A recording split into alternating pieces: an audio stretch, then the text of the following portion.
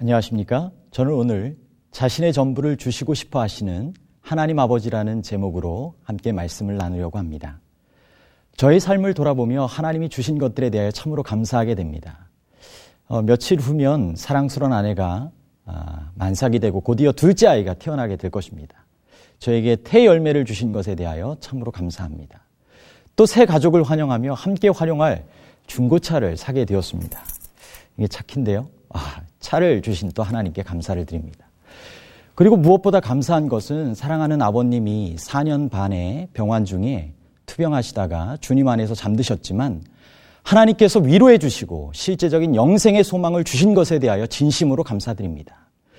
이 모든 하나님의 사랑과 위로, 축복과 인도하심에 진심으로 감사드리며 남은 저의 삶도 하나님께서 인도하시는 삶을 더욱 살아가게 되기를, 그래서 하나님께 영광 돌리게 되기를 간절히 바랍니다. 하나님께서 주실 축복을 기원하며 이 약속의 말씀을 읽고 시작하기를 원합니다. 나의 하나님이 그리스도 예수 안에서 영광 가운데 그 풍성한 대로 너희 모든 쓸 것을 채우시리라. 여러분, 그렇습니다. 하나님 아버지는 자신의 모든 것을 자녀된 우리에게 풍성하게 다 주고 싶어 하십니다. 마태복음 5장 45절 말씀 보면 이같이 한즉 하늘에 계신 너희 아버지의 아들이 되리니 이는 하나님이 그 해를 악인과 선인에게 비추게 하시며 비를 의로운 자와 불의한 자에게 내리우심이니라 라는 말씀이 있습니다. 참으로 자비로우신 하늘아버지는 의인에게만이 아니라 악인과 죄인에게도 해와 비를 비추시고 내리십니다.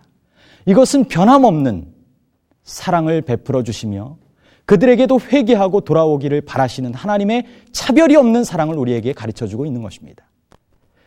여러분, 하나님에 대해 알려주시고 하나님의 뜻을 이루기 위해 오신 예수님은 어떠셨습니까? 그분은 또한 무엇을 주셨습니까? 마태복음 8장 14절로부터 17절에 보면 예수께서 베드로의 장모를 고치셨던 그러한 장면이 기록되고 있습니다. 예수께서 베드로의 집에 들어가사 그의 장모가 열병으로 앓아 누운 것을 보시고 그의 손을 만지시니 열병이 떠나가고 여인이 일어나서 예수께 수종들더라. 저물매 사람들이 귀신 들린 자를 많이 데리고 예수께 오거늘 예수께서 말씀으로 귀신들을 쫓아내시고 병든 자를 다 고치시니 이는 선지자 이사야로 하신 말씀에 우리의 연약한 것을 친히 담당하시고 병을 짊어지셨도다 함을 이루려 하심이더라. 여러분, 병자들이 어떻게 나음을 입었습니까? 예수님께서 무엇을 대신 짊어지셨다고요? 그들의 병을 대신 짊어지신 것입니다. 여러분, 건강에 축복이 필요하신 분 계시죠? 여러분, 대신 병을 짊어지셨던 예수님은 오늘도 우리에게 건강 주시기를 원하십니다. 더 나아가 영원한 생명, 영생 주시기를 원하시는 것입니다. 여러분, 사랑하기에 모든 문제를 해결해 주시기를 원하시고 참된 행복을 주시기를 원하시고 더 나아가 영원토록 참된 행복을 누리도록 영생 주시기를 원하시는 예수님은 왕의 왕이셨지만 종의 종이 되셨습니다. 그리고 자신의 모든 애정과 시간, 명예, 건강, 생명, 이 모든 것을 인류를 위하여 바치셨던 것입니다. 예수님께서 십자가에서 하신 모든 희생은 하늘 아버지의 희생과도 같습니다. 아들의 죽음은 아버지의 죽음과 같은 것이자, 아니 그것보다 더 큰 고통이 된 것입니다. 하나님 아버지는 더한 고통을 겪으셨고 희생을 치르셨던 것입니다. 십자가의 희생을 치르신 하나님 아버지의 사랑을 깊이 느낄 수 있는 다리 영상에 대해서 함께 나누고 싶습니다. 아빠가 아들에게 이야기합니다. 기차는 약 1시간 있으면 올 거야. 30분 후에 널 데리러 올게. 그때 같이 다리를 내리자. 아빠, 내 발을 같이 내린다고요? 그래. 야, 신난다. 30분이야. 여기 가만히 있어야 돼. 아무 데도 가지 마. 알았어? 알겠습니다. 좋아. 그럼 이따가 봐요. 그리고 아빠와 아들은 헤어집니다. 아들은 다리 근처에서 낚시를 시작합니다. 아빠는 다리 위에 상황실에 올라가 주변을 살펴보며 아들의 낚시하는 모습도 살펴봅니다. 순간 전화벨이 울리고 아빠는 수화기에 대고 말합니다. 네, 알겠습니다. 저기 배 들어오는 게 보이네요. 알겠습니다. 그리고는 배가 다리 사이를 통과해 지나가도록 네 발을 올려서 교량을 위로 올립니다. 그때까지도 여전히 아들은 낚시를 하고 있었습니다. 배가 분위기 좋게 지나가고 있습니다. 그런데 장면이 바뀌고 기차가 오고 있어요. 아들은 멀리 기차가 오는 기적소리와 함께 기차가 오면서 내뿜는 연기를 보게 됩니다. 아빠, 기차가 너무 빨리 와요. 그런데 아빠는 아들이 보이지 않는 상황실 쪽에서 일하고 있어서 아들의 말을 듣지 못했습니다. 아빠, 기차가 너무 빨리 와요. 긴박한 아들의 말을 듣지 못한 채 아빠는 상황실 다른 편에서 여전히 열심히 일하고 있었던 것입니다. 반면 기차 안에서는 사람들이 담배도 피우며 여유롭게 여행을 즐기는 사람들로 가득 차 있었습니다. 아빠가 상황실에서 작업을 하다 창문을 내다보니 기차가 들어오는 모습이 보입니다. 약 1시간 후에 와야 하는데 너무 일찍 오네. 그리고 기차가 들어올 때 아들과 같이 네 발을 내리자고 했던 약속을 생각하며 아들을 부릅니다. 그런데 아들이 없어졌어요. 어디를 둘러봐도 없는 것입니다. 그 순간 아들은 아빠도 알지 못하는 중에 기차가 들어오고 있으니 자신의 힘으로 무언가를 해보기 위하여 기차가 무사히 통과하도록 비상레바를 작동시키려다가 순간 기계 옆으로 미끄러져 빠져들어가게 됩니다. 그리고 아빠는 자신이 찾던 아들이 그렇게 빠져들어가는 모습을 발견했습니다. 어떻게 해야 하나? 그때부터 아빠의 마음은 더욱 애가 타기 시작합니다. 라조! 아들의 이름을 간절하게 불러봅니다. 숨가쁘게 달려오는 기차, 기계 아래로 미끄러져 구조물 사이에 다리가 끼어 빠져나오지 못하는 아들. 기차 안에서의 평화로운 모습은 여전합니다. 기차의 기적소리와 함께 다리로 접근해 들어오고 아빠는 오 하나님 하며 다리의 레바를 눈을 꼭 감고 고민 끝에 아래로 내립니다. 교량을 조절하는 벨트가 돌아가고 다리의 교량은 다시 내려가 기차가 무사히 지나가도록 만들어줍니다. 간발의 차로 무사히 지나가는 기차, 그리고 목숨을 건진 많은 기차 안의 승객. 하지만 기차가 지나간 교량 철로 아래에는 승객들의 생명을 살리기 위해 죽어간 아들이 있었고, 기차 창문 옆으로 아들의 죽음에 절규하는 아버지가 있습니다. 한 기차의 승객이 영문도 모른 채 절규하는 아버지의 모습을 이상스레 쳐다봅니다.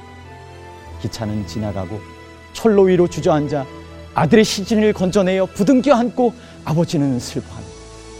우리가 아직 죄인 되었을 때 그리스도께서 우리를 위하여 죽으심으로 하나님께서 우리에 대한 자기의 사랑을 확증하셨습니다.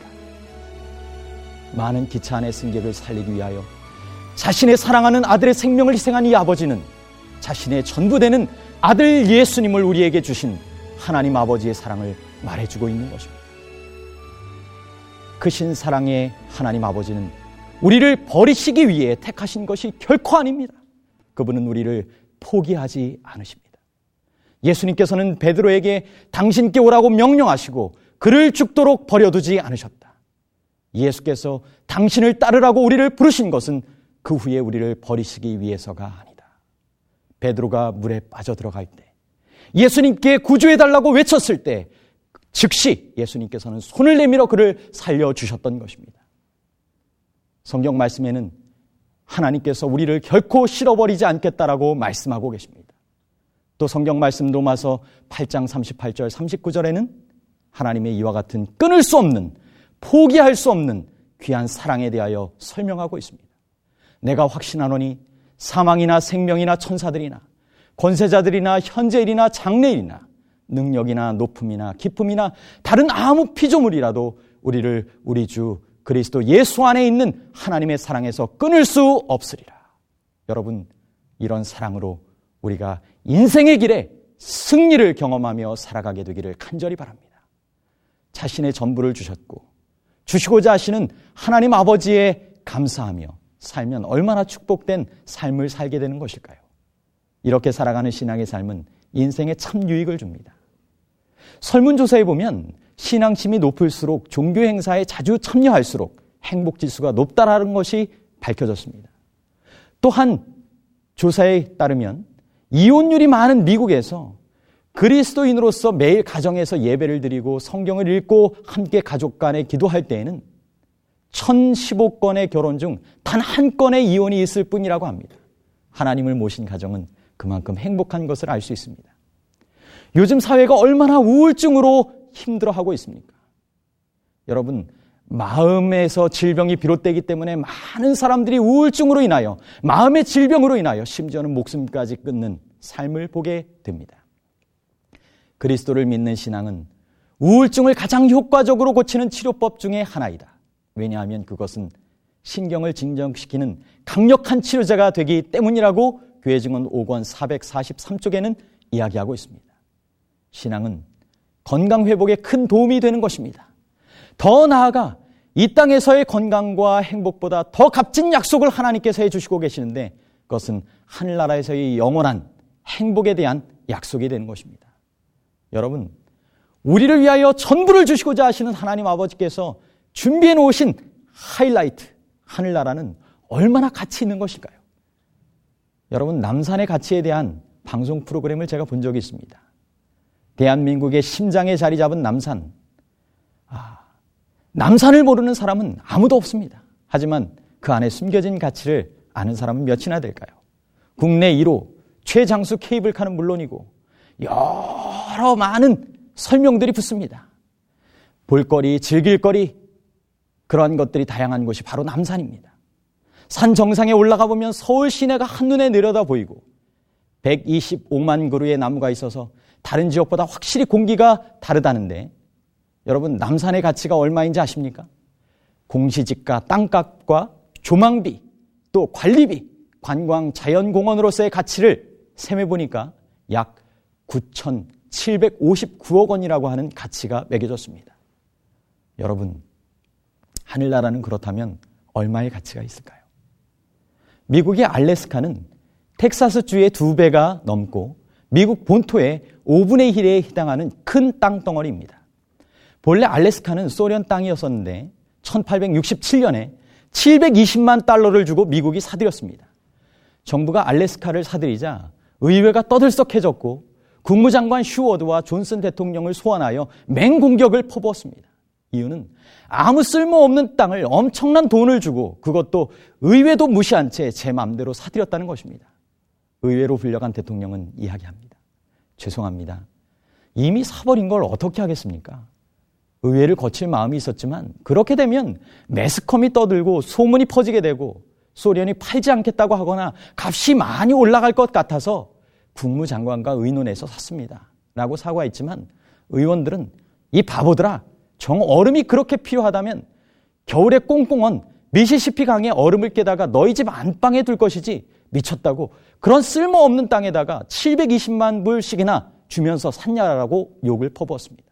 그 의회가 조사단을 파견하여 알래스카를 조사해보니 금과 백금이 가득하고 풍요한 어장과 살림이 우거져 있고 석유가 무진장 매장되어 있었던 것입니다. 코가 납작해진 의회는 대통령에게 의회에서 있었던 당신의 사과를 되돌려 드립니다. 알래스카는 얼음 창고가 아니라 보물 창고입니다. 참으로 잘 사셨습니다. 라고 칭찬했습니다. 성경은 하늘의 가치에 대하여 이렇게 기록하고 있습니다. 기록된 바 하나님이 자기를 사랑하는 자를 위하여 예비하신 모든 것은 눈으로 보지 못하고 귀로 듣지 못하고 사람의 마음으로 생각지 못하였다 함과 같으니라. 여러분, 하늘나라는 너무나 값진 보물, 보화, 진주와 같은 것입니다. 크신 사랑의 하나님이 자신의 전부를 주시고자 하시는 하나님이 우리를 위하여 이와 같은 큰 가치가 있는 하늘나라를 기회로 준비하여 주셨습니다. 여러분, 이 하늘의 가치를 내다보는 지혜가 있기를 간절히 바랍니다. 자신의 전부를 주시고자 하시는 하나님께서 가장 큰 축복으로 하늘나라의 영생을 주시고자 하시는데 그 축복을 누리는 저와 여러분이 되시기를 간절히 바랍니다. 여러분, 하늘나라의 수도는 굉장히 큽니다. 면적이 약 우리나라의 22배나 되고 높이는 이 세상에서 가장 높은 산인 에베레스트 산 정상보다 약 248배나 됩니다. 정말 이렇게 넓고 높은 하늘 예루살렘 성은 금으로 되어 있다라고 했습니다. 또 생명나무도 있다라고 했어요. 아름다운 집들, 아름다운 환경 펼쳐져 있습니다. 하지만 이것보다 더욱 아름다운 것은 아름다운 환경의 주인공으로 살아야 될 변화된 사람들의 모습입니다.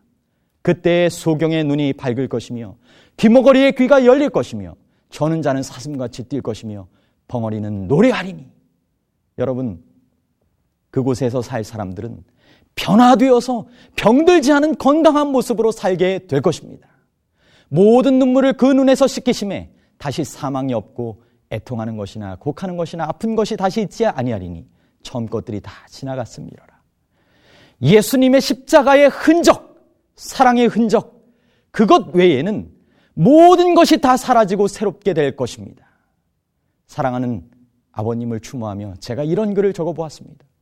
그토록 자녀의 얼굴, 목소리를 그리워하셨으나 생전에 더 찾아뵙지 못하고 더 잘해드리지 못한 아쉬움을 다 없이 할 수 있는 곳, 장애의 고통, 눈물과 죽음이 없는 하늘나라에서 무덤에서 깨어나 영원히 회복되신 모습으로 뵙게 되기를 간절히 소망합니다. 이제는 어쩌면 오늘이 재림의 날로 다시 아버님을 뵐 수 있는 날처럼 생각하며 살겠습니다. 여러분, 예수님이 재림하셔서 하늘로 데려가시면 하늘나라에서도 예루살렘에서는 홈커밍 데이가 펼쳐지게 될 것입니다. 중요한 것은 어쩌면 오늘이 그 축복을 받는 날이 될 수도 있는 것처럼 준비하며 사는 것입니다. 초등학교 3학년 아이가 어느 날 엄마에게 물었습니다. 엄마, 교회 선생님이 그러시는데 이 세상은 하나님이 우리를 잠시 동안만 있게 하신 그러한 곳이래요.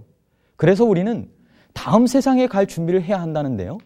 그런데 엄마는 맨날 음식 준비만 하시고 아빠는 맨날 회사 일에만 바쁘시고 형은 학교 시험 준비만 하고 있는데 선생님이 거짓말을 하셨을 리는 없고 도대체 다음 세상 천국에 갈 준비는 언제 하고 있는 거죠? 여러분, 맞는 말입니다. 우리는 얼마만큼 하늘나라에서의 영원한 삶을 위하여 준비하고 있습니까? 여러분, 세상 일에 준비 없이 되는 일은 없습니다. 군인은 전쟁 준비를 하고 신랑과 신부는 결혼 준비, 학교에서는 장학을 준비하고 학생들은 시험을 준비합니다. 인생 최대의 영광인 하늘나라에 가기 위한 예수님의 재림을 기쁨으로 맞이하기 위한 준비에 어찌 소홀히 할 수 있겠습니까? 여러분, 하루 24시간 중 최소한 단 몇 분이라도 더 나아가서 항상 깨어 있으면서 기도하고 언제나 주님께 순종하며 사는 사람만이 하늘나라에 들어가게 될 것입니다.